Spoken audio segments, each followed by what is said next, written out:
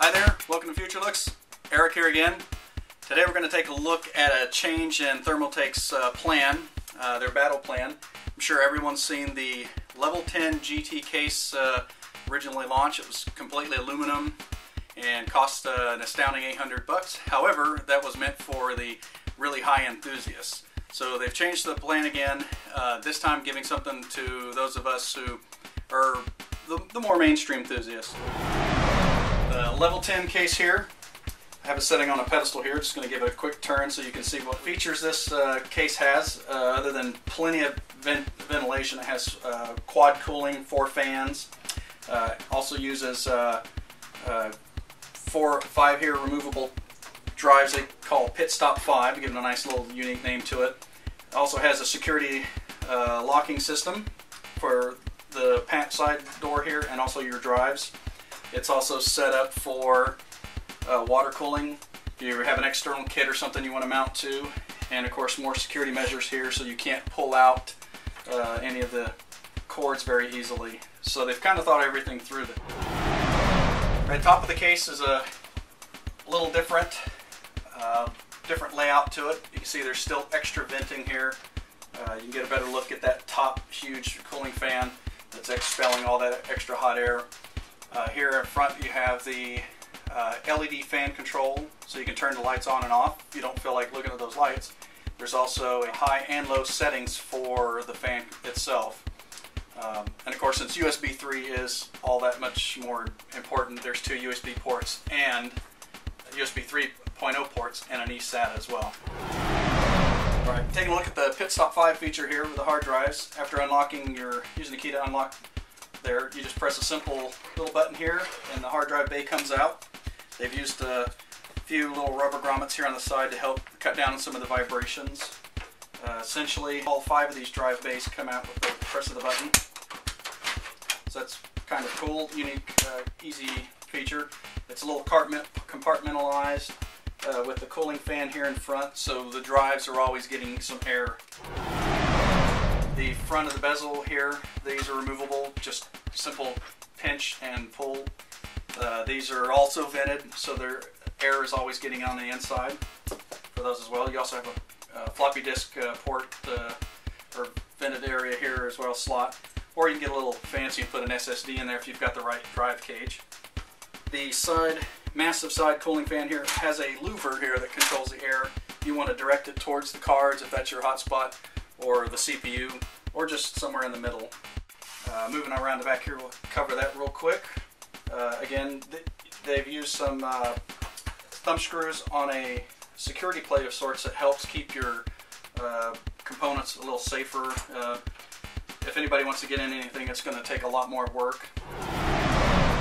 Go ahead and take a look at the left side. It's just your standard panel, side panel. But here we get a better look at their wire management. Note the grommets here for running your cables through. It's a lot safer on the cabling if they don't touch the edges of the metal. However, Thermaltake's factory did a really good job of machining these down, so they're all very dull. There's no way you're going to hurt yourself on these. And here you can get a better look at the hard drives on the back. All you have to do is slide in your drive once it's fixed, and it automatically lines up. The only thing you have to do is connect your power. 5 1/4 bays up top for your ROM drives or whatnot are toolless. Another cool feature. All jet black wiring to match. And of course this massive CPU cutout here. You've seen some of the CPU coolers. They're enormous, and the back plates are trying to get large, so it's easier to get to that CPU back of the motherboard without having to take everything out. Always a bonus. Alright, back to the front here. You have a red border on top and the bottom. These light up when your case is powered on. You have 4 USB ports, your standard audio and mic, front panel or for whatnot, power in, reset button, hard drive light. Alright, now the side panel here has the door is actually removable. You can take this off just by sliding up. This fan does not have any wires. It actually uses these 3 little pins that connect to the door itself. And when they make that connection, this side fan powers on. So when it's open, it's off. When it's closed, it's automatically on. Right, inside of this case is pretty cavernous.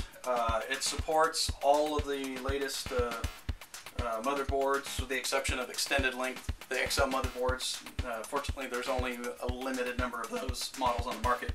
Otherwise, this supports the larger extended ATX and micro ATX. You've got extra hole patterns here. Right now, it's set up just for ATX.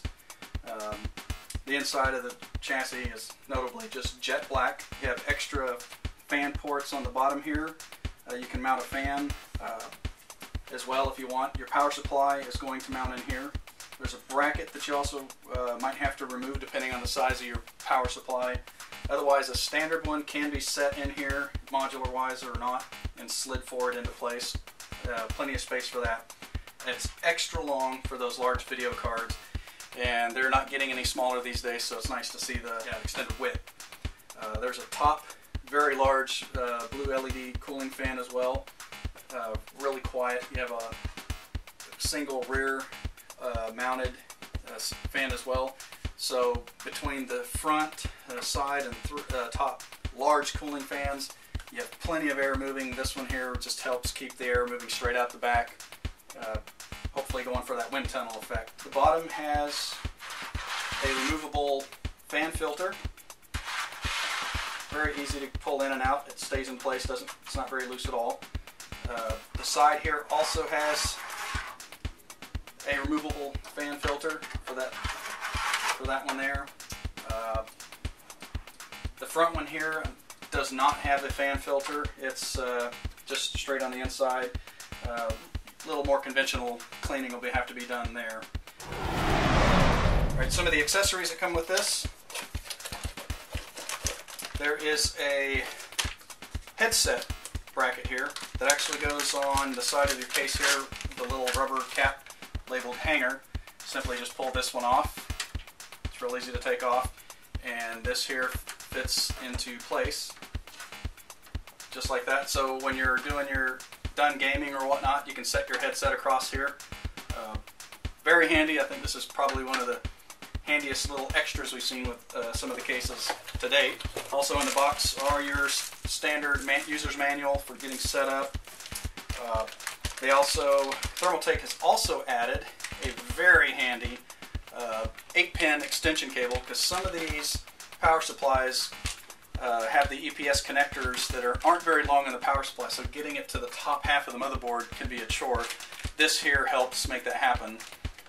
It even has an adapter here for the 4-pin. So again, very extra useful features. You've got extra wire ties here for the back that you can easily fit on connected to the motherboard. All the screws are black matching as well for any kind of fan mounting you might need. For hard drive, for mounting the motherboard, it's all included. Everything you're going to have just to get set up. Alright, that's a preview of the Thermaltake Level 10 GT case. You can find these cases at Newegg for about $269 usual places.